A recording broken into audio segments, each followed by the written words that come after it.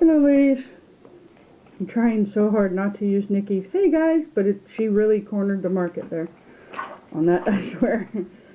Okay, so I have Linda here and we're going to be doing the fill on hers. We're going to be doing that video today too, but I've gotten so many questions on, oh my god, how do you do the forms, because they are such a pain in the butt. They don't fit, they always fall off, the nails come out, I get acrylic everywhere. So I just thought I would do a really quick video on them, and I'll say really quick, but I don't know. These are the forms that I use, and they're called Butterfly. I tried to look everywhere to see if I could find a link to these, but really all I can find is a link to something that's sort of like them, also called a Butterfly, and you can get them for about $2.50 or something for 500 of them on AliExpress. You could probably get them in any of your stores. They have the swallowtail on the bottom of them to make them a little longer. I prefer these over the other ones, and a lot of people look at these and say, oh my god, how could you use these, because they're huge. But in reality, they're not that big. They still only have the 3 lines, and if you want to use them for stilettos, then you have to use 2 of them. But that accounts with any other one that you're going to use as well. If you're going to use them for stiletto, instead of a stiletto tip, you have to use 2 of them. It comes with a very large piece here in the middle. Most of the other ones just come with smaller ones. This comes in handy if your form won't stick. Honestly, I don't have that problem. They stick just fine.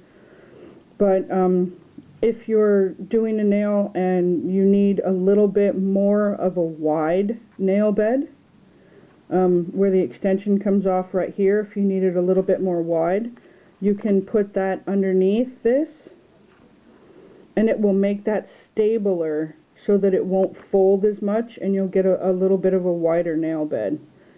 That's a good thing. It can also be a bad thing in case, I'll show you. Just in case it doesn't work. Yeah, it's confusing, but. Okay, so her nail, we're just going to go ahead for this and pretend that it's been filed and buffed and primered and ready to go. It has not yet. Come here. Sorry, my dog's stomping around back there. Okay, so what I do is I take this, and I have this form now, and if you see the back of it, you can see that it has 4 large pieces. What I'm going to do is I'm going to take this first piece right here, and I'm just going to go ahead and touch the very ends of this together. And because they're even, that's going to give me the perfect shape that I'm going to need. And if you see, the very end of it has a teardrop form on it. Right now it is a huge teardrop, but we'll fix that later.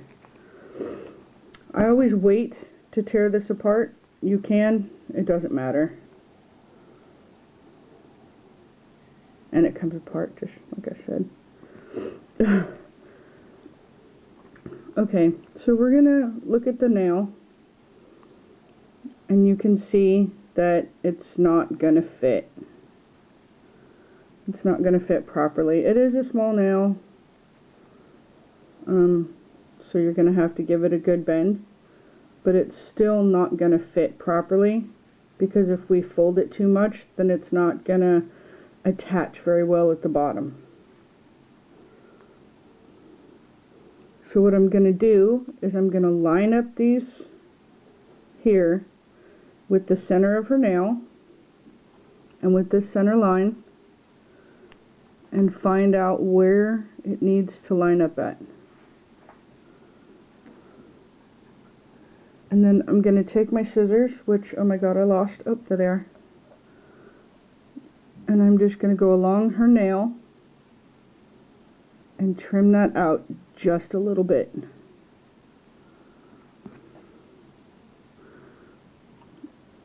Okay, we're going to have to twist this a bit because I'm not that talented. And in doing that, we're going to look at it again, and all of our lines are even.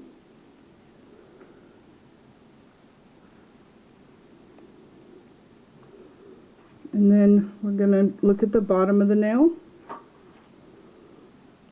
And you have all of these little butterfly wings. Because it's a small nail, a small finger, we're just going to push that all together. And you still have your teardrop form here. That tells us that we're still even.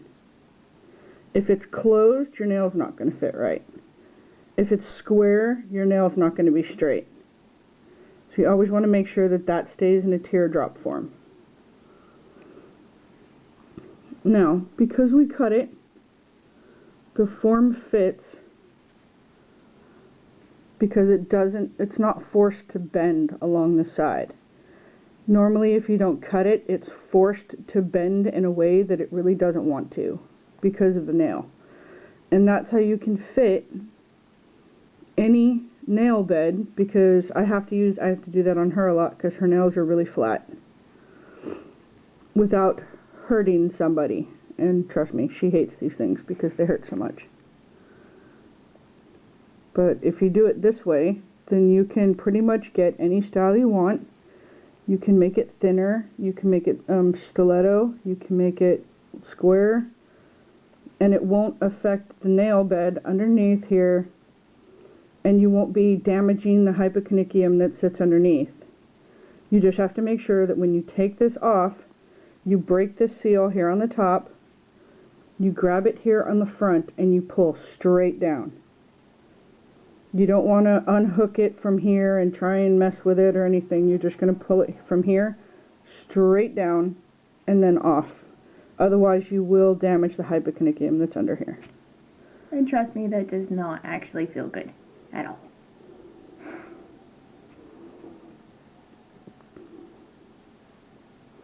Well, you never complain when I pull it down. It's when they get stuck and I have to pull them sideways. Yeah. So that is kind of a little long explanation of how you work these butterfly nails. Like I said, if you have serious issues with these sticking, which really I never do, you can always attach this to the under part here, or you can attach it to here to make this stay wider. But for what I need, that's absolutely perfect. So we're going to go ahead and file these down and finish the prep, and we'll be back with the other movie. Thanks. Bye. Toodle.